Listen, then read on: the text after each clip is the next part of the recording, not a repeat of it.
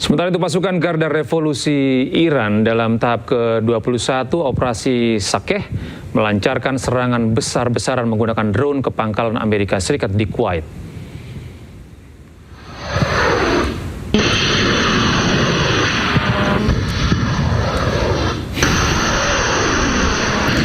Iran menargetkan gudang amunisi dan peralatan pusat komando Amerika Serikat di Camp Doha yang terletak di bagian barat Kuwait.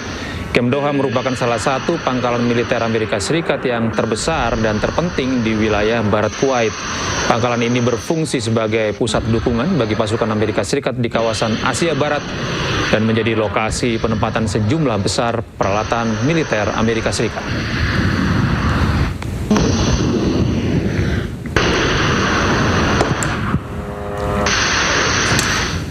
Setelah menghantam 3 fasilitas nuklir Iran pada 2025, Amerika Serikat kini mengancam menargetkan gunung Peak X yang diduga menjadi lokasi fasilitas nuklir Iran dalam waktu dekat.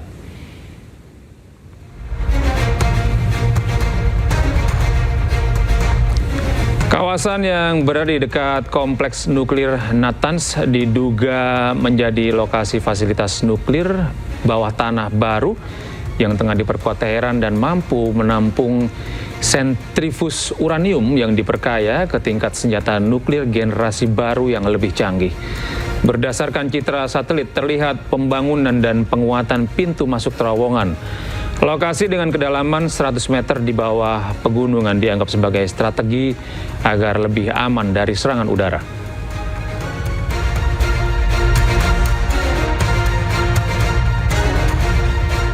Sementara itu, Menteri Pertahanan Amerika Serikat Pete Hegseth mengungkap bahwa perang melawan Iran telah menghabiskan dana sebesar 37,5 miliar US dollar atau setara 671,7 triliun rupiah.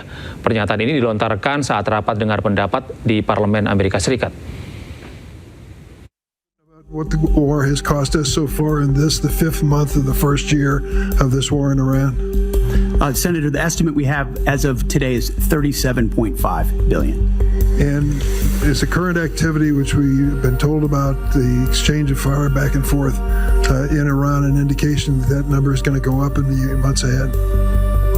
Some of that number captures additional O&M, mill pay, and other that would be anticipated through the fiscal year. So some of that anticipates what costs would be going out in the future as well. So the new number you've given me is what? 37.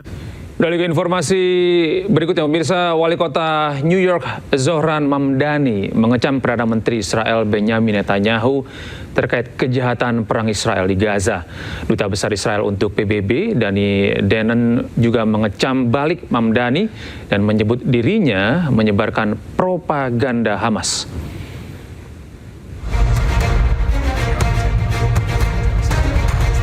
Wali Kota New York Zohran Mamdani mengunggah video terbaru yang mengecam Perdana Menteri Israel Benjamin Netanyahu. Melalui akun media sosialnya, ia menegaskan bahwa Netanyahu adalah penjahat perang yang harus ditangkap dan diadili. Menurutnya, Netanyahu telah bertanggung jawab terhadap pembunuhan puluhan ribu orang termasuk perempuan dan anak-anak. Benjamin Netanyahu is a war criminal, the architect of a horrific genocide against the Palestinian people. He is responsible for the killing of more than 73,000 people, for the maiming of tens of thousands of children, as those who survive undergo amputation without anesthesia. Anyone with their eyes, with their heart, with their conscience should recognize the devastation he has wrought and understand that he belongs before a court of law.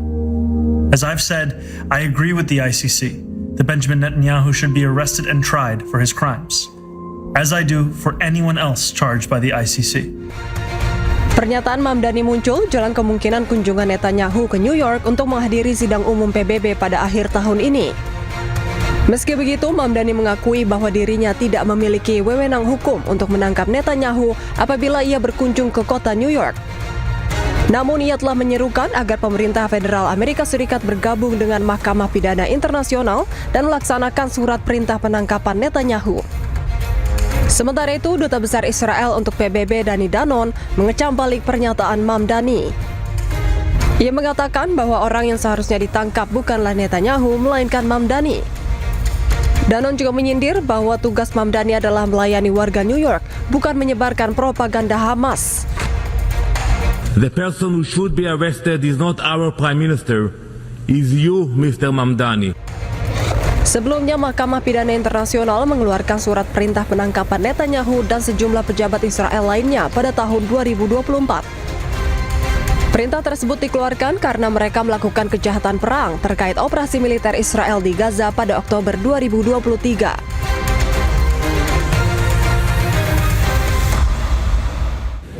Kita beralih ke informasi mancanegara, pemirsa. Amerika Serikat menggempur Iran pada hari ke-11 yang menargetkan fasilitas militer Iran.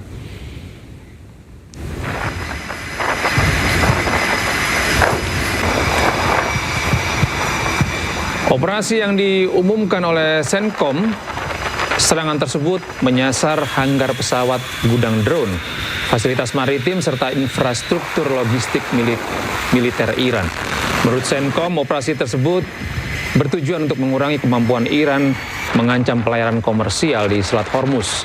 Selain itu, CENTCOM mengklaim Iran telah menyerang 30 kapal dagang yang melintasi jalur pelayaran internasional dalam 3 bulan terakhir.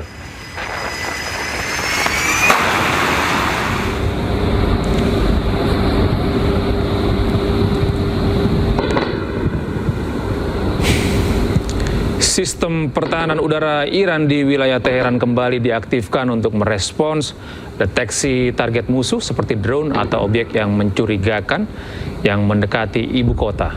Aktivasi ini kerap dipicu oleh eskalasi ketegangan regional akibat serangan udara Amerika Serikat.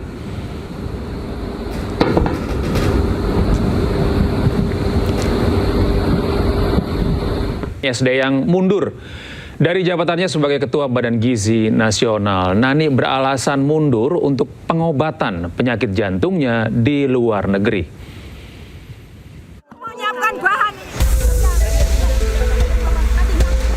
Ketua Badan Gizi Nasional Nani SDyang menyatakan mundur dari jabatannya. Pengumuman mundurnya Nani disampaikan melalui media sosial miliknya. Dalam pernyataan tersebut, Nani mundur atas alasan kesehatan.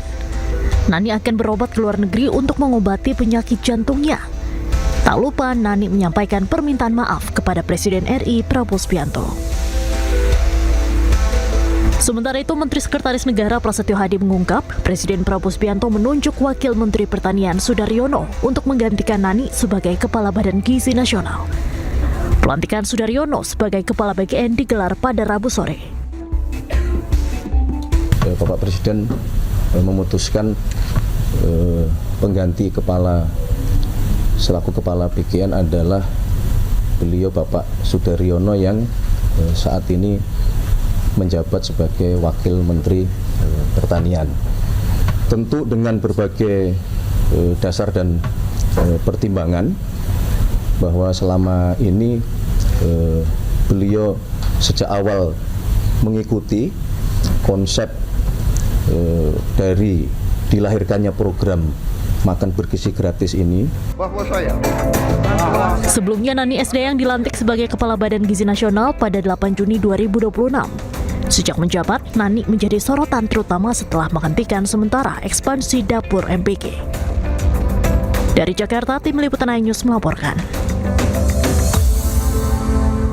Ex-Wamentan Sudaryono dilantik sebagai Kepala Badan Gizi Nasional menggantikan Nani SDyang yang mengundurkan diri karena alasan kesehatan.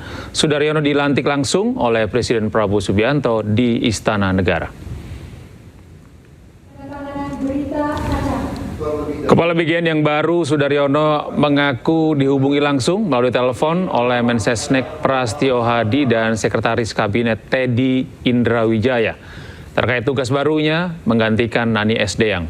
Sudaryono mengaku akan menjalankan tugasnya secara transparan dan tidak boleh ada pengelolaan MBG secara sembunyi-sembunyi. Setiap anggaran yang dikeluarkan untuk program MBG harus sesuai dengan tujuan program. Sudaryono meminta masyarakat untuk melaporkan jika ada yang mencatut namanya untuk kepentingan tertentu. Saya memiliki keluarga, saya memiliki sahabat, saya memiliki teman, rekan, siapapun itu termasuk alumni dan seterusnya. Dan saya ingin menyampaikan bahwa sebagai kepala ini, kalau nantinya ada orang misalnya menawarkan jasa, barangkali dengan imbalan, ngaku-ngaku orang saya, keluarga saya, sahabat saya, teman saya, alumni bersama saya, dan lain-lain, yang dirasa tidak sesuai, saya pastikan itu tidak benar. Dan saya minta kepada yang bersangkutan misalnya, itu kemudian dilaporkan kepada pihak yang berwajib. Nggak ada. Saya tidak punya SPPG, saya tidak punya dapur, saya tidak ada keluarga saya yang punya dapur dan punya SPPG. Usai dilantik di Istana oleh Presiden Prabowo Subianto, Kepala Badan Gizi Nasional Sudaryono langsung menuju kantor Badan Gizi Nasional di Jalan Kebon Sirih, Menteng, Jakarta Pusat. Kedatangan Sudaryono disambut Wakil Kepala BGN, jajaran deputi, dan karyawan BGN. Hari pertama menjabat sebagai Kepala Badan Gizi Nasional, Sudaryono tancap gas. Sudaryono mengatakan akan langsung bekerja setelah dilantik. Menuju kantor BGN, Sudaryono memimpin rapat perdana dan mengevaluasi berbagai program kerja Badan Gizi Nasional. Sudaryono diketahui telah mengikuti proses perumusan program MBG sejak awal, sehingga dinilai memahami konsep dan teknis pelaksanaan program prioritas pemerintah.